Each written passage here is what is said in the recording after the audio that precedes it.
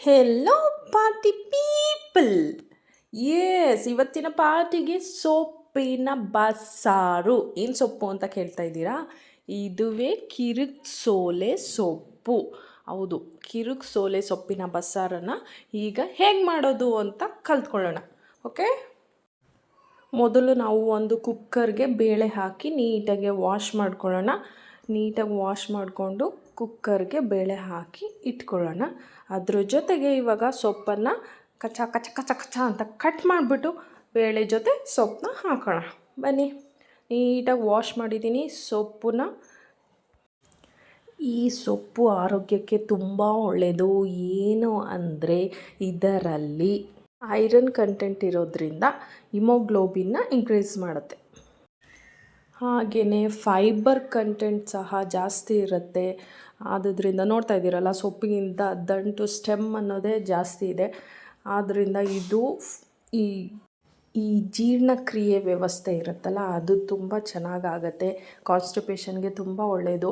Fibre ಇರುತ್ತೆ, iron ಇರುತ್ತೆ ಕಿರಿಕ್ಸೋಲೆ ಸೊಪ್ಪಲ್ಲಿ. ಸೊ ಬಸ್ಸಾರು ಅವಾಗವಾಗ ಮಾಡ್ಕೊಳ್ಳಿ. ಈಗ ನಾವು ನೀಟಾಗಿ ಕಟ್ ಮಾಡ್ಕೊತಾ ಇದ್ದೀವಿ 1 by 1. ಇದನ್ನು ನಾವು ಕುಕ್ಕರ್ಗೆ ಹಾಕಿದ್ದೀವಿ. ನಾನಿಲ್ಲಿ 2 ಕಂತೆಯ ಸೊಪ್ಪನ್ನು ತೊಗೊಂಡಿದ್ದೀನಿ. ಸ್ವಲ್ಪ ಸಾಂಬಾರು ಜಾಸ್ತಿ ಮಾಡ್ತಾಯಿದ್ದೀನಿ. ಆದ್ದರಿಂದ ಬೇಳೆ ಜೊತೆ ಸಾಂಬಾರಿಗೆ ಎಷ್ಟು ಬೇಕೋ ಅಷ್ಟು ವಾಟರ್ ನೋಡಿಕೊಂಡು ಸೊಪ್ಪು ಎಲ್ಲ ಹಾಕ್ಕೋಬೇಕು. ನಾನಿಲ್ಲಿ ಇವಾಗ ಉಪ್ಪು ಹಾಕಿದ್ದೀನಿ. ಉಪ್ಪು ಆ್ಯಕ್ಚುಲಿ ಕಡಿಮೆನೇ ಇರಬೇಕು. ತರಕಾರಿಗೆ ಸ್ವಲ್ಪ ಎಷ್ಟು ಹಾಕ್ತೀವೋ ಅದಕ್ಕಿಂತ ಸ್ವಲ್ಪ ಕಡಿಮೆನೇ ಹಾಕಬೇಕು ನಾವು ಉಪ್ಪನ್ನ, ಇಲ್ಲಾಂದರೆ ಉಪ್ಪು ಹಾಕ್ಬಿಡುತ್ತೆ. ವಾಟರು ನಾನು ಹೇಳ್ದಂಗೆ ಎಷ್ಟು ಬೇಕೋ ಅಷ್ಟು ಹಾಕ್ಕೊಳ್ಳಿ. ಯಾವ ಲೆವೆಲ್ಗೆ ಬೇಕೋ ಆ ಲೆವೆಲ್ಗೆ. ಸಾಂಬಾರು ಜಾಸ್ತಿ ಮಾಡ್ತಾ ಇದ್ದೀರಾ ಅಂದರೆ ನೀವು ವಾಟರ್ನ ಜಾಸ್ತಿ ಹಾಕ್ಕೋಬೇಕು. ಇಲ್ಲಾಂದರೆ ಮೀಡಿಯಮ್ ಲೆವೆಲಿಗೆ ಸ್ವಲ್ಪ ಹಾಕ್ಕೊಂಡ್ರೆ, ಮುಳುಗುವ ಲೆವೆಲ್ಗೆ ಹಾಕ್ಕೊಂಡ್ರೆ ಸಾಕು.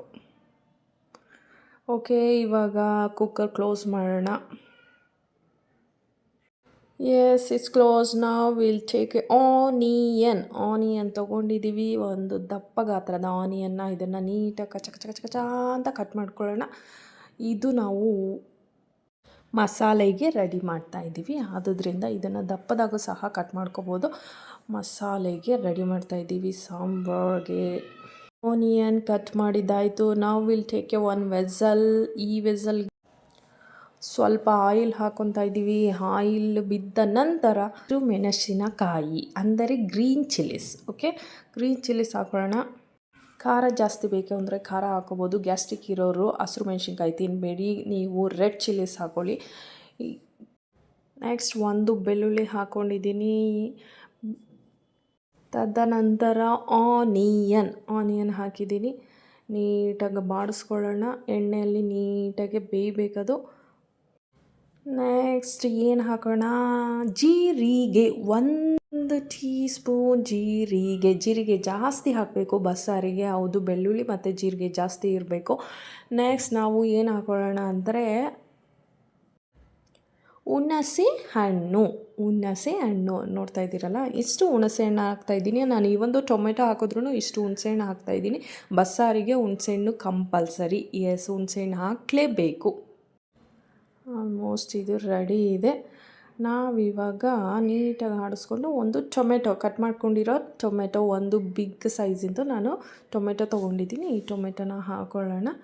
ಟೊಮೆಟೊ ಹಾಕಿದ್ದಾಯಿತು. ನೆಕ್ಸ್ಟ್ ಏನು ಹಾಕೋಣ? ಕರಿಬೇವಿನ ಸೊಪ್ಪು. ನಾನು ಇದನ್ನು ಆಫ್ ಮಾಡಿ ಇಟ್ಕೊಂಡಿದ್ದೀನಿ. ಆಫ್ ಮಾಡಾದಮೇಲೆ ಕರಿಬೇವಿನ ಸೊಪ್ಪು ಹಾಕ್ತಾಯಿದ್ದೀನಿ. ಈ ಒಂದು ಜಾರಿಗೂ ಸಹ ಹಾಕ್ಬೋದು. ಇದನ್ನು ಬೇಯಿಸುವ ಅವಶ್ಯಕತೆ ಇಲ್ಲ. ನಾನಿಲ್ಲಿ 4 ಕಡ್ಡಿಯ ಕರಿಬೇವಿನ ಸೊಪ್ಪನ್ನು ಹಾಕ್ತಾಯಿದ್ದೀನಿ. ಹೌದು, ಕರಿಬೇವಿನ ಸೊಪ್ಪು ಜಾಸ್ತಿ ಹಾಕಬೇಕು. ರುಚಿ ತುಂಬಾ ಚೆನ್ನಾಗಿರುತ್ತೆ ಬಸ್ಸಾರಿಗೆ. ಕರಿಬೇವಿನ ಸೊಪ್ಪು ಜಾಸ್ತಿ ಇದ್ದಷ್ಟು ಚೆನ್ನಾಗಿರುತ್ತೆ. Okay, done. ಇವಾಗ ಮಸಾಲೆಗೆ ರೆಡಿ ಆಯಿತು. ನಾವು ಇದನ್ನು ಸ್ವಲ್ಪ ಕೂಲಾಗಿದ ನಂತರನೇ ನಾವು ಮಿಕ್ಸರ್ ಜಾರ್ಗೆ ಹಾಕೋಣ. Okay, done. ನಾವಿವಾಗ ಕೂಲಾಗಿದೆ ಜಾರ್ ತಗೊಳ್ಳೋಣ. ಜಾರಿಗೆ ನಾವು ಈ ಹುರಿದುಕೊಂಡಿರುವಂಥದ್ದನ್ನ ಜಾರ್ಗೆ ಹಾಕ್ತಾಯಿದ್ದೀವಿ. ನೋಡಿ ಎಷ್ಟು ಚೆನ್ನಾಗಿದೆ, ಕಲರ್ಫುಲ್ಲಾಗಿದೆ. S, it's done. ಇದಕ್ಕೆ ಕಾಯಿ ತುರಿ ಸಹ ಹಾಕ್ತಾರೆ. ನಾನಿಲ್ಲಿ ಕಾಯಿ ತುರಿ ಹಾಕ್ತಾಯಿಲ್ಲ. ಮತ್ತು ಮಸಾಲೆ ಪುಡಿನೂ ಹಾಕ್ತಾರೆ, ನಾನು ಅದನ್ನು ಸಹ ಹಾಕ್ತಾಯಿಲ್ಲ. ನಾನಿಲ್ಲಿ ನೆಕ್ಸ್ಟ್ ಏನು ಹಾಕ್ತಾಯಿದ್ದೀನಿ? ಕೊತ್ತಂಬರಿ ಸೊಪ್ಪನ್ನು ಹಾಕ್ತಾಯಿದ್ದೀನಿ. ಓಕೆ, ಕಾಯಿ ಬೇಕಾದರೆ ಹಾಕ್ಕೋಬೋದು, ಬೇಳೆ ಹಾಕಿ ರುಬ್ಕೋಬೋದು. ಕನ್ಸಿಸ್ಟೆನ್ಸಿ ಎಷ್ಟು ಬೇಕೋ ಅಷ್ಟು ವಾಟರ್ ಹಾಕ್ಕೊತಾ ಇದ್ದೀನಿ. ವಾಟರ್ ಬದಲು ಸೊಪ್ಪಿನ ನೀರು ಇರುತ್ತಲ್ಲ, ಆ ನೀರನ್ನು ಸಹ ಹಾಕ್ಬೋದು ನಾವಿಲ್ಲಿ, ಅದು ಸಹ ರುಚಿ ಕೊಡುತ್ತೆ. ಓಕೆ, ನಾವು ರುಬ್ಕೊಂಡು ಬರೋಣ. ಮಸಾಲೆ ರೆಡಿ ಆಯಿತು, ಮಸಾಲೆ ರೆಡಿ ಆಯಿತು. ಈ ಮಸಾಲೆಯಿಂದ ನಾವಿವಾಗ ಬಸ್ಸಾರಿನ ಮಾಡ್ತಾಯಿದ್ದೀವಿ. ಓಕೆ, ಬನ್ನಿ, ಮಸಾಲೆ ರೆಡಿ ಆಯಿತು. ನೆಕ್ಸ್ಟ್ ಏನು ಮಾಡ್ಕೊಳ್ಳೋಣ, ಸೊಪ್ಪು ವಿಷಲ್ ಬಿಟ್ಟಿದೆ, ಕುಕ್ಕರ್ದು ಓಪನ್ ಮಾಡಿ ನೋಡೋಣ ಹೇಗಿದೆ ಅಂತ. ನೀಟಾಗಿ ಬೆಂದಿದೆ, ಎಲ್ಲವೂ ಬೇಳೆ ಸೊಪ್ಪು ಎಲ್ಲವೂ ಮಿಕ್ಸಾಗಿ ತುಂಬ ಚೆನ್ನಾಗಿ ಆಗಿದೆ. ಓಕೆ, ನೀಟಾಗಿ ಬೆಂದಿದೆ. ಇವಾಗ ಇದನ್ನು ಸೊಪ್ಪು ಸಪ್ರೇಟು ಮತ್ತು ವಾಟರ್ನ ಸಪ್ರೇಟ್ ಮಾಡ್ಕೊಳ್ಳೇಬೇಕು. ಬಿಕಾಸ್ ಸೊಪ್ಪನ್ನು ಬಸಿದ ನೀರಿನಿಂದ ಮಾಡುವುದೇ ಬಸ್ಸಾರು ಎಂದು ನಾನು ತಿಳಿದುಕೊಂಡಿದ್ದೇನೆ. ಆದುದರಿಂದ ಈಗ ನೀಟಾಗಿ ಸಪ್ರೇಟ್ ಮಾಡೋಣ. ಬನ್ನಿ, ನಾನಿಲ್ಲಿ ಒಂದು ಪಾತ್ರೆ ತೊಗೊತಾ ಇದ್ದೀನಿ. ಈ ಪಾತ್ರೆಗೆ ನಾವು ನೀರನ್ನು ಬಸಿಯೋಣ. ಸೊಪ್ಪು ಸಪ್ರೇಟು, ವಾಟರ್ ಸಪ್ರೇಟ್ ಮಾಡ್ಕೊಳ್ಳೋಣ. ಎಷ್ಟು ಸಾಂಬಾರು ಬೇಕೋ ಅಷ್ಟು ವಾಟರ್ ಇದೆ, ಸೊಪ್ಪು ಇದೆ. ಆಲ್ಮೋಸ್ಟ್ ಸಪ್ರೇಟ್ ಆಯಿತು. ಓಕೆ, ಡನ್, ಮುಗೀತು. ಈಗ ಸೊಪ್ಪು ಸಪ್ರೇಟ್ ಇದೆ, ವಾಟರ್ ಸಪ್ರೇಟ್ ಇದೆ.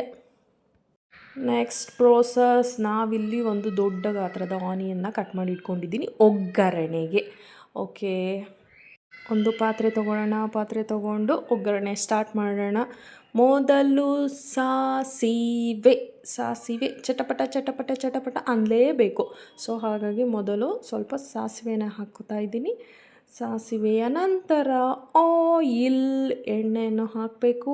ಎಣ್ಣೆ ಚಟಪಟ ಅನ್ನಬೇಕು, ಚಟಪಟ ಅಂದಾದ್ಮೇಲೆ ಹಾಕಬೇಕು. Okay, done. ಇವಾಗ ನೆಕ್ಸ್ಟು ಆಯಿಲ್ ಹಾಕಿದ್ದೀನಿ. ಆಯಿಲ್ ಆಯಿತು. ಆನಿಯನ್ ಹಾಕೊಳ್ಳೋಣ. ನಾನು ಇಲ್ಲಿ ಆನಿಯನ್ ಹಾಕಿದೆ. ಆನಿಯನ್ ಹಾಕಿದ್ಮೇಲೆ ನೀಟಾಗಿ ಸ್ವಲ್ಪ ಆಡಿಸ್ಕೊಳ್ಳೋಣ. ಆಡಿಸ್ಕೊಂಡು ನಾನಿಲ್ಲಿ ನೆಕ್ಸ್ಟು ಕರಿಬೇವಿನ ಸೊಪ್ಪನ್ನು ಹಾಕ್ತಾಯಿದ್ದೀನಿ. ಆನಿಯನ್ ನೀಟಾಗಿ ಕ್ರಂಚಿ ಥರ ಹಾಕಬೇಕು. ಅದಾದಮೇಲೆ ಕರಿಬೇವಿನ ಸೊಪ್ಪು 2 ಎಳೆ ಹಾಕಿದ್ದೀನಿ. ಆಲ್ಮೋಸ್ಟ್ ಒಗ್ಗರಣೆ ರೆಡಿ ಆಯಿತು. ಈ ಒಗ್ಗರಣೆಯಲ್ಲಿ ನಾನು ಸ್ವಲ್ಪ ಕಾಳಿಗೂ ಸಹ ಒಗ್ಗರಣೆಯನ್ನು ತಕ್ಕೊತಾ ಇದ್ದೀನಿ. ನೀವು ಬೇಕಂದರೆ ಕಾಳಿಗೂ ಸಹ ಸಪ್ರೇಟ್ ಒಗ್ಗರಣೆ ಮಾಡ್ಕೋಬೋದು. ನಾನಿಲ್ಲಿ ದೊಡ್ಡ ಗಾತ್ರದ ಆನಿಯನ್ ತೊಗೊಂಡಿರೋದ್ರಿಂದ ಸ್ವಲ್ಪ ಇದರಲ್ಲೇ ಎತ್ತಿಡ್ತಾ ಇದ್ದೀನಿ. ಆಮೇಲೆ ಸೊಪ್ಪಿಗೆ ಹಾಕಿ ನಾನು ಸ್ಟವ್ ಮೇಲೆ ಇಟ್ಟು ಬಾಡಿಸ್ಕೊಳ್ಳೋಣ ಅಂತ. ಸೊ ಇದೇ ಒಗ್ಗರಣೆಯಲ್ಲಿ ಸ್ವಲ್ಪ ತೆಗೆದು ನಾನು ಸೈಡಲ್ಲಿ ಇಡ್ತಾಯಿದ್ದೀನಿ. ಇದು ಸೊಪ್ಪಿಗೆ ಸಣ್ಣದ ಆನಿಯನ್ನ ಕಟ್ ಮಾಡಿಕೊಂಡು ಸಪ್ರೇಟ್ ಒಗ್ಗರಣೆ ಮಾಡ್ಕೋಬೋದು. Okay, done. ಎತ್ತಿಟ್ಟಿದ್ದಾಯಿತು. ನಾವಿವಾಗ ಮಸಾಲೆಯನ್ನು ಹಾಕೋಣ. ರುಬ್ಬಿದ ಮಸಾಲೆ, ಕರಿಬೇವಿನ ಸೊಪ್ಪಿನ ಪರಿಮಳ ತುಂಬ ಚೆನ್ನಾಗಿ ಬರ್ತಾಯಿದೆ ಮೂಗಿಗೆ. ಮಾಡಿಸ್ಕೊಂಡಿದ್ದಾಯಿತು. ಮೋಸ್ಟ್ ಮುಗೀತು. ಸ್ವಲ್ಪ ಕುದಿಯೋ ಥರ ಆಗ್ತಾಯಿದೆ.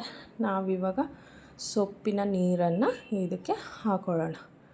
ಓಕೆನಾ, ಎಷ್ಟು ಸಾಂಬಾರಿಗೆ ಎಷ್ಟು ಬೇಕೋ ಅಷ್ಟು ನೀರನ್ನು ಹಾಕೊಳ್ಳೋಣ.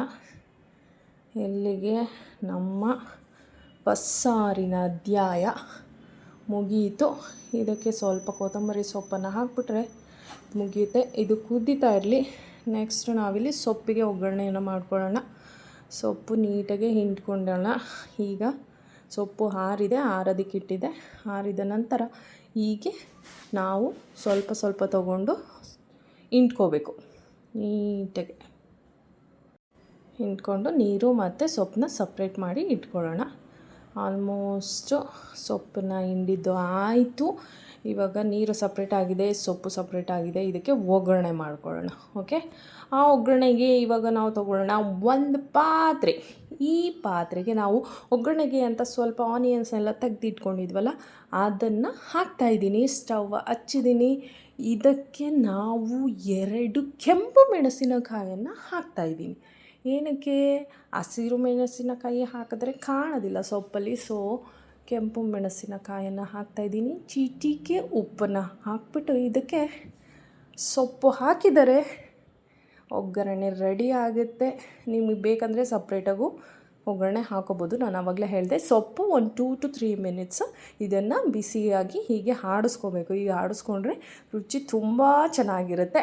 ಇದಕ್ಕೆ ಬೇಕಂದರೆ ಕಾಯಿ ತುರಿ ಹಾಕ್ಕೋಬೇಕು. ಕಾಯಿ ತುರಿ ಜಾಸ್ತಿ ಹಾಕ್ಕೊಂಡ್ರೆ ರುಚಿ ಇನ್ನೂ ಹೆಚ್ಚಾಗುತ್ತೆ. ಆಲ್ಮೋಸ್ಟು ಸೊಪ್ಪಿನ ಒಗ್ಗರಣೆ ಮುಗಿಯಿತು. ಇಲ್ಲಿಗೆ ಸೊಪ್ಪು ಈ ಕಡೆ ಇದೆ, ಸಾಂಬಾರು ಆ ಕಡೆ ಇದೆ, ಕುದಿಯೋದಕ್ಕೆ ಸ್ಟಾರ್ಟ್ ಆಗಿದೆ. ಎಸ್, ಸೊಪ್ಪಿನ ಅಧ್ಯಾಯ ಮುಗೀತು. ನೆಕ್ಸ್ಟ್ ಸಾಂಬಾರು ಮುಗೀತು. ಇದಕ್ಕೆ ನಾವಿವಾಗ ನೀಟಾಗಿ ಕೊತ್ತಂಬರಿ ಸೊಪ್ಪನ್ನ ಹಚ್ಕೊಂಡು ಹಾಕಿಬಿಟ್ರೆ ಮೋಸ್ಟ್ ಸಾಂಬಾರು ರೆಡಿ. ಬಸ್ಸಾರು, ಕಿರುಕು ಸೋಲೆ ಸೊಪ್ಪಿನ ಬಸ್ಸಾರು ರೆಡಿ. ಇದನ್ನು ಮುದ್ದೆ ಜೊತೆನೇ ತಿನ್ನಬೇಕು. ಆವಾಗಲೇ ಬಸ್ಸಾರಿಗೂ ಒಂಥರ ಬೆಲೆ, ನಮ್ಮ ನಾಲಿಗೆಗೂ ರುಚಿ ಕೊಡುತ್ತೆ. ಸೊ ಬಿಸಿ ಬಿಸಿ ಮುದ್ದೆ ಮಾಡಿಕೊಂಡು ಬಸ್ಸಾರು ಸೊಪ್ಪಿನ ಜೊತೆ ತಿಂತಾಯಿದ್ರಿ ಮಜವೋ ಮಜಾ. ಓಕೆ, ನೋಡ್ಕೊಂಡ್ರಲ್ಲ, ಬಾಯ್.